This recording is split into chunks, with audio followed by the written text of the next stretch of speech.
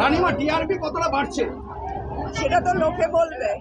এবং সব থেকে বড় জিনিস হচ্ছে আমি যেখানেই যাচ্ছি লোকে একেবারে স্বতঃস্ফূর্তভাবে আসছে। আমি সব জায়গায় মিষ্টি খেতে খেতে এসেছি এবং মালার শেষ নেই, উত্তরীয় শেষ নেই, আলিঙ্গনের শেষ নেই, শুভ কামনার শেষ নেই।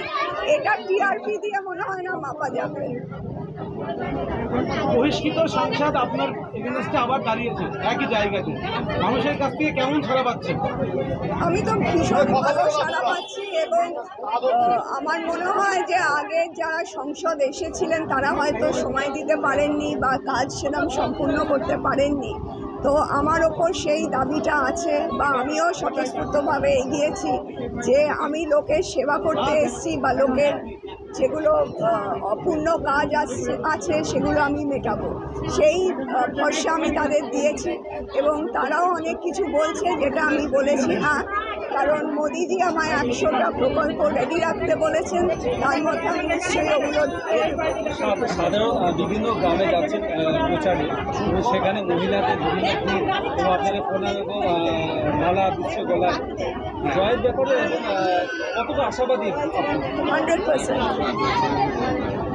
মানে এখানে কোনো দুবার ভাবার ব্যাপার নেই, কারণ আমি বুঝেই গেছি যে লোকে একেবারে একটা চেঞ্জ চাইছে এবং সব থেকে বড় জিনিস এই দুর্নীতিটা সরাতেই হবে। রাজবাড়ির রাজমাতা এসছে প্রচারে, একটা আবেগ কিন্তু সাধারণ মানুষের মধ্যে রয়েছে, এটা কি বলবো? এটা সবসময় ছিল, কারণ আমি দুর্গাপুজো, আমাদের বাড়িতে তো দুর্গাপুজো হয় রাজবাড়িতে, যেটা মহারাজা কৃষ্ণচন্দ্র সর্বজনীন করে দিয়েছেন, সেখানেও প্রচুর ভিড় হয়। তো সেখানে I remain connected with them. So এটা আমার কাছে একটা বাড়তি পাওনা। হাজার হাজার চাকরি বাতিল, এই প্রসঙ্গে কি বলবেন? চাকরি চাকরি বাতিল হাজার হাজার, একদম এটা খুব দুঃখজনক, কারণ এত লোকের চাকরি চলে গেল।